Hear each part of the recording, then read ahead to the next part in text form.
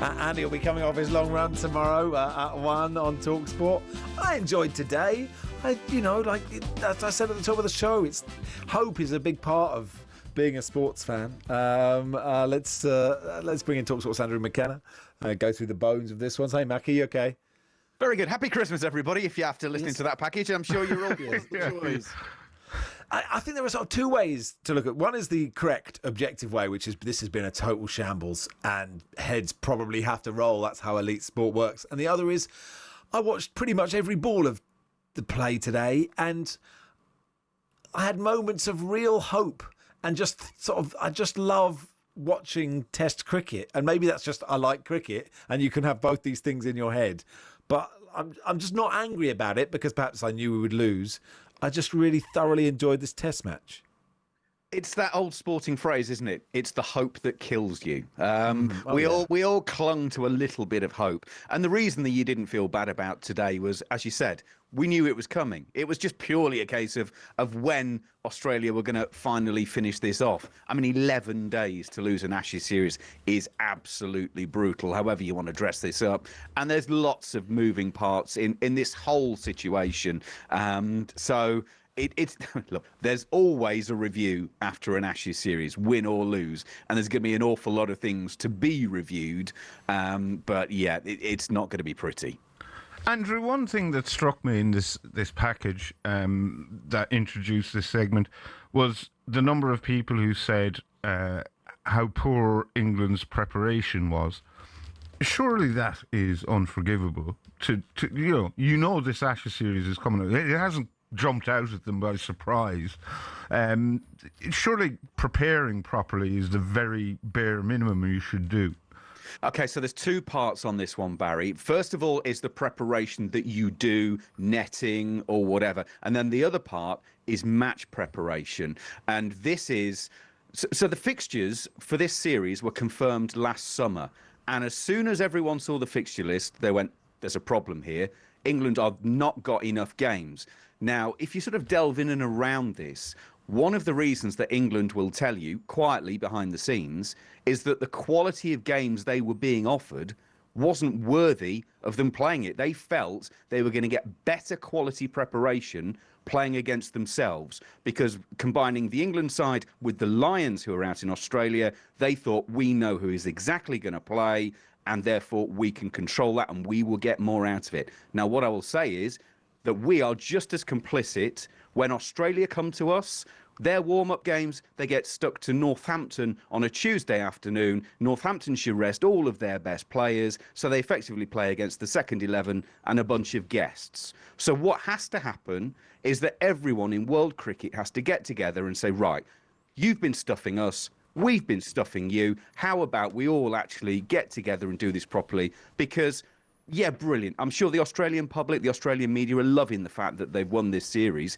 But actually, has it been any good? I would argue it's probably not. So we actually now need to help each other because broadcasters aren't going to carry on paying these huge amounts of money that associations and cricket boards want if they're going to get served up this kind of product. So we have to help the teams out by giving them proper preparation time and proper matches against proper opposition. So much of the Bazball discussion is about batting, right? And it's about, batting hard and flashing outside off stump. And if they come hard, you come, bat harder. Yep. And you're like... But actually, England's bowlers the bowling attack is not good enough. And I don't know if there are other bowlers. Of course, there's fitness and there's injury and there's, just how good is your... your pool of talent. But could they have picked other bowlers? Obviously, there's a talk for Jack Leach instead of Bashir. Maybe Leach would have played today, but they've kind of ignored him. But the Australian bowling attack, even in every test, without somebody brilliant, they are better than us. Yeah. Again, I think we partly come back to preparation on that one, Max, in the fact that, and Harmy's made this point, is the fact that preparation goes back months. Mark Wood has barely bowled a ball in the last 6 months.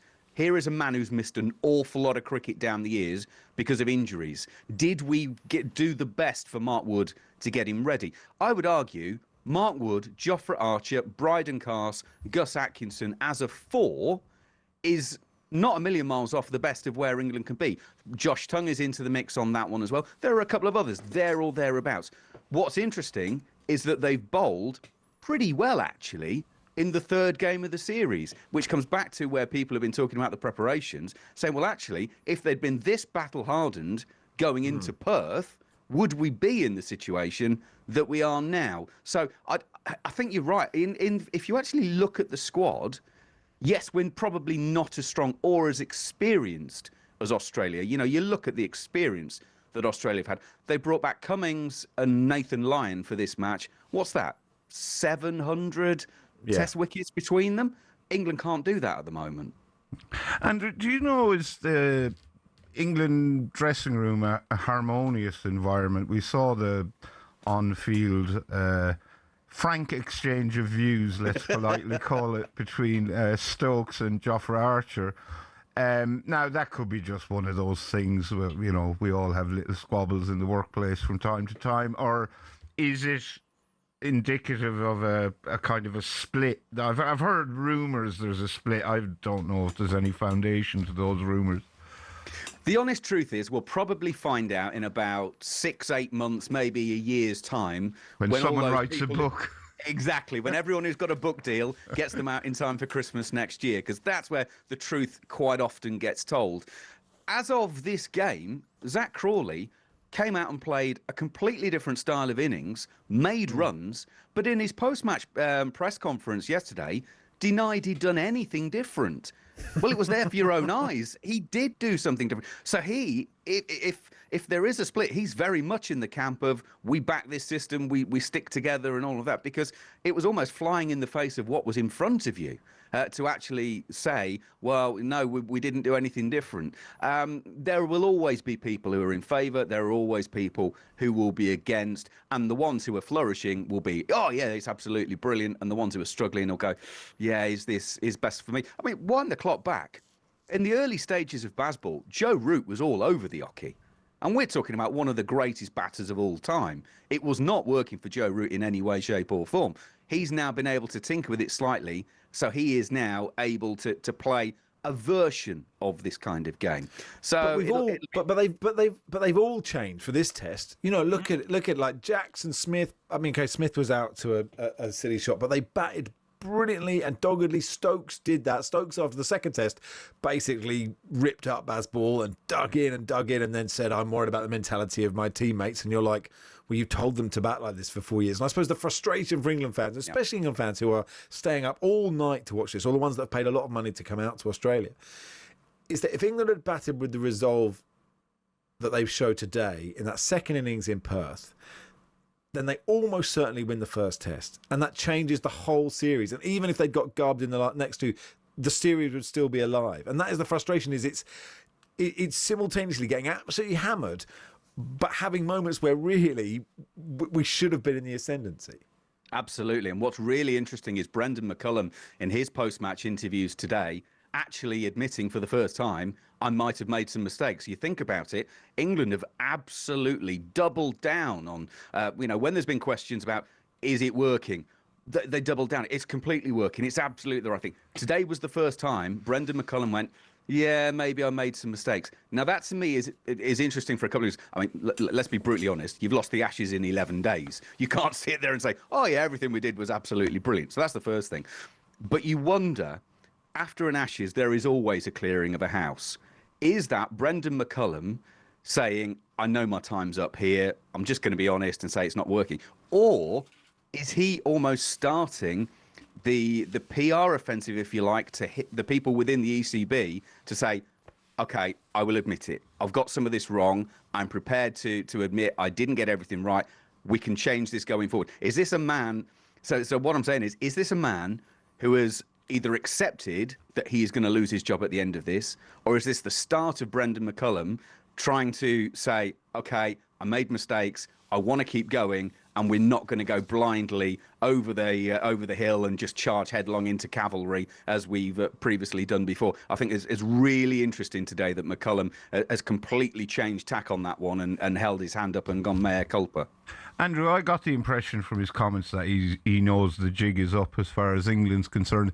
I don't know enough about cricket to know if he does lose his job, could he, if he wanted to, walk into some really cushy and lucrative short-form coaching role? Well, don't forget, he is also the England white ball head coach at the moment. He recently got both roles. So what will be interesting to see is if they say it's too much to do both jobs, therefore let's back you off the red ball or keep going with the white, or whether they say, okay, we're going to cut it completely. So there's a decision there to start with, but there's always going to be jobs in T20 franchises around the world. New Zealand have their own T20 competition, but yeah, absolutely. And let's be honest, with now franchise owners effectively being the same groups in different tournaments. So if you're not familiar with global cricket tournaments, the owners of the Mumbai Indians T20 franchise also have an MI franchise in the South African T20, also in the Caribbean 20. So if you get onto that gravy train, you can almost bounce your way from franchise to franchise to franchise. Brendan McCullum is a big name in world cricket. He will be stung by this, but will he get offered jobs if he were to becoming available? I'm absolutely sure he would. Could I get on that gravy train? Yeah, absolutely. You can. Yeah, me too, please. Barry, you're now the coach of the Rajasthan Royals. Barry. Fantastic. Congratulations. Cheers, Macca. Good stuff. All the best, boys. talkSPORT's Andrew McKenna there. Let's go to Ali Pali, afternoon session. Let's get the latest from Paul Nicholson at Ali Pali. Hey, Paul.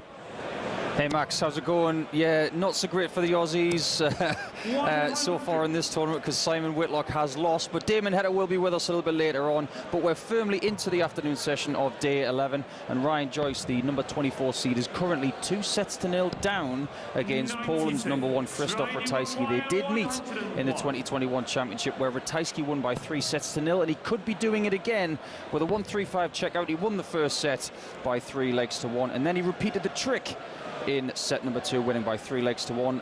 Ratajski firmly in control at 2-0 up. You've got live coverage right now on talkSPORT 2, the talkSPORT app, and the talkSPORT Darts YouTube channel.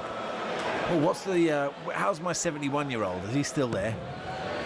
Paul Lim is still in the tournament. He's playing against Luke Humphries before Christmas, so you don't want to miss that one. It is what I've been calling Luke Humphries v Paul Lim 2, because back in 2021 Paul Lim beat Luke Humphries by 3-2, so we'll get another dose of it before Christmas.